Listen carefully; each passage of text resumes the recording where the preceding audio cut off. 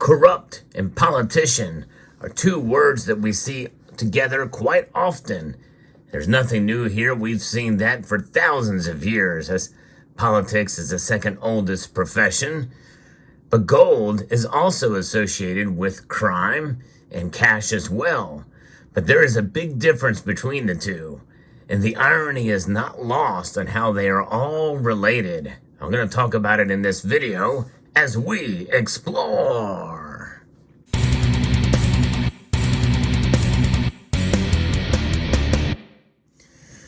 This is a new case here of corruption, gold, and cash. And this story is something you've heard me talk about on this channel before, and it has spurred on interest in gold, and namely through the avenue of Costco. You've heard me talk about Costco gold bars. Well, that really picked up after this story has broken. And making for headlines, now the case will go to court. It'll go to trial. It'll go to trial here on this very day that I'm recording this video. I'm talking about Bob Menendez. And the irony is quite intriguing here because there's lessons that can be learned here. But these corrupt politicians, they don't learn these lessons. I'm talking about two different scenarios here, and Bob Menendez is the first one. I'm going to be referencing an article shared with me by a member of this community from Headline USA. The legal team representing Senator Bob Menendez argued in a filing revealed this week before it goes to trial that the Democrat hoarded hundreds of thousands of dollars in cash and gold bars because of generational trauma. That's right, you heard it here first. Generational trauma. Pretty remarkable to see that's occurring, that's what his excuse is. Generational trauma as to why he's been hoarding cash and gold. The thing is, as you know, when you think about a corruption in government, it makes sense to do that. It just so happens that this particular politician is not far removed from the generational trauma that has been caused from him. I guess, he's never learned his lesson, right? Menendez is facing several federal charges for bribery and acting as a foreign agent.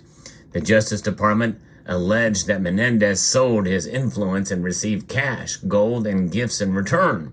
The cash and gold were found in Menendez's home during an FBI raid last year. His attorneys claimed in a recent filing that Menendez kept 13 gold bars and $480,000 in cash in his home because of the psychological trauma tied to his upbringing in Cuba. Yeah, that's rich, is it not? Pun intended in that one. Crazy. That's why he did it, because of the corruption that he saw in his upbringing with Castro's Cuba. Senator Menendez suffered intergenerational trauma stemming from his family's experience as refugees who had their funds confiscated by the Cuban government and were left with only a small amount of cash that they had stashed away in their home, the filing said. Menendez also experienced trauma when his father, a compulsive gambler, died by suicide after Senator Menendez eventually decided to discontinue paying off his father's gambling debts. The filing continues. So there's a couple different lessons here we can take from this. There's something about not really seeing in yourself the very thing that has caused you to commit the crimes in the first place, corruption. And, whether it be gambling, corruption and gambling, or escaping a government that is pretty much the same direction, thanks in part to your policies and your views that we're going to today in this country. The irony is not lost. Very strange indeed. He cannot see it. Obviously, he's definitely blind to it or deaf to it or both in a massive way. It's crazy. The senator's hoarding of cash and gold at home was a coping mechanism for his trauma, it claimed. Think about that. Coping with having cash on hand and gold on hand because you weren't sure what the government was going to do. In this case, prosecutors in this case, it's a way to hide your crimes using gold and cash. Criminals have been doing that for a long time. The thing is other criminals do it for selfish gain, and they're not hypocrites about it, as opposed to Menendez, who votes and initiates policies that are much more closely aligned to the Cuban regime from which he escaped than what the American country was founded upon. And by the way, cash, at the very least, we know what cash is. And cash is something of a losing proposition, literally, by design, the Federal Reserve System. But there's something about having cash on hand, because it is, at least in some part, it is private and it is anonymous. And that could raise red flags, I guess, which is why the government, by the way, even amidst inflation, they don't print $500 bills, because they want to minimize the amount of money that is being utilized for crime is cash, because it can't be traced or tracked. So that's why the $100 bill is the largest denomination. You can stack a whole bunch of these, but it's a lot harder to carry these around in $1 bills or smaller notes. $20 bill is probably one of the most widely circulated bills out there. But $100 bills, $100 bill now is not what it was even a year ago. Certainly isn't what it was 5 years ago, no question about it. But having some on hand is a good idea. Now, I encourage people to have cash on hand, but for many different reasons. Not for nefarious reasons, but to protect against a nefarious government. Indeed, it's a protection. It's a coping mechanism for us too, because of our criminal government and Federal Reserve System.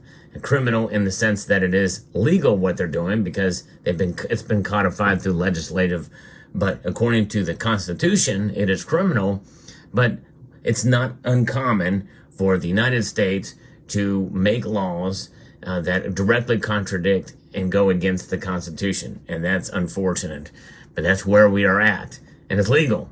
So it's a criminal legal enterprise, which sounds contradictory. Those two words really don't go together like corrupt and politician do. The article continues. His lawyers went on to request that a psychologist be called into the trial to question Menendez on the trauma. Oh boy, there's a lot of drama with the trauma, and they're going to take advantage of that during this trial hearing that is taking place today. It's insane. But should we be surprised? No, we shouldn't. That is what we're dealing with for sure. But gold certainly is something that, you think when Menendez, seeing what he's witnessed growing up, this guy should really be a constitutionalist. He should be a libertarian. He should want to end the Federal Reserve. He should want sound money instead of having these uninhibited government spending, government, initiating printing of more and more money through the Federal Reserve System. It's insane, but then again, what's sane these days? We're living in a world between the insane and the crazy, and those who just want to be normal and just want things to be stable and there's have something of value to show for it. And this is why it is incumbent upon us to protect ourselves with gold. And in order to protect our gold, have a little cash on hand so you don't have to sell your gold in an emergency. But if you do need to, well, it's there. And but we're doing it the right way. Menendez did it through crime and corruption. So now this is something that Menendez has done. He's made a similar claim last year, shortly after the Department of Justice filed its charges against him, arguing that hoarding cash and gold was a normal habit among immigrant families. And he's probably right. I mean, the case of the former U.S. Mint director Edmund C. Moy, and his mom was saved by wearing gold, having gold, and that's what helped her get through and escape where she was at in China. And that is certainly something that is a normal habit for good reason. For 30 years, I have withdrawn thousands of dollars in cash from my personal savings account, which I have kept for emergencies and because of the history of my family facing confiscation in Cuba. He said at the time, now this may seem old-fashioned, but these were monies drawn from my personal savings account based on the income that I have lawfully derived over 30 years. Of course, we know now, well, we'll find out in this trial if that is the case or not, but it doesn't sound like it is the case. Fulton County District Attorney Fannie Willis borrowed from the same argument when called to explain the witness stand why she too kept large amounts of cash on hand. Now, she didn't have gold, but I remember it well. I did a video about that too. In order to reimburse her lover and co-worker, Nathan Wade, for their joint travel expenses. Willis's father, John Floyd, a former member of the Black Panthers, also took the stand to attest to having brought her up this way. Your Honor, I'm not trying to be racist, Floyd said. It's a black thing. And let's hear it for ourselves. When your daughter moved or left the house that she owned, did she say anything to you about having a large savings of cash? Oh, no, see, maybe, excuse me, and Your Honor, I'm not trying to be racist, okay? But it's a black thing, okay? You know, I was trained, and most black folks, they hide cash, or they keep cash, and I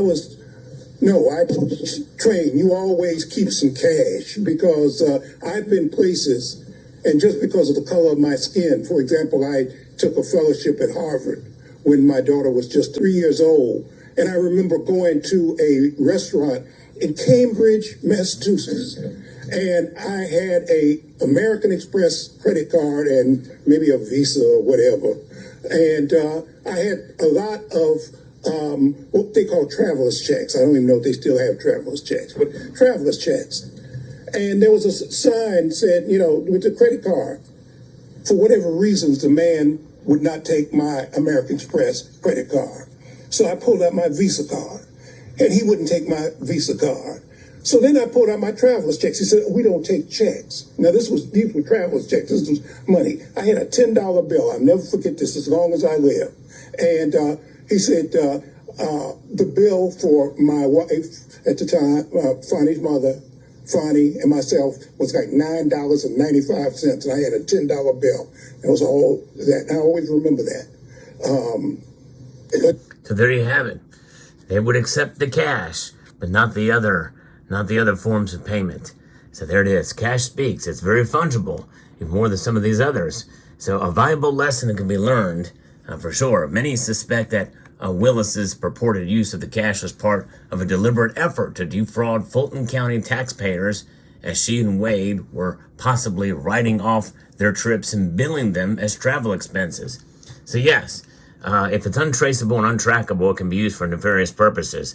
But that's the risk you take in a society that's free and anonymous. And I think that's what needs to be done. I think it's a good idea to have something that empowers the people instead of the government. If you have a government that is overreaching on the account of trying to, protect and stop crime, well, you violate Fourth Amendment and other freedoms that we have, and you also violate Article 1, Section 10 of the Constitution that says gold and silver indeed are to be utilized as money. Let me know what your thoughts are about this story in the comment section down below. Hope you found this video informative, insightful, and educational. I would like to extend a multitude of gratitude to each and every one of you for taking the time to watch, and encourage you to please rate, share, comment, and subscribe.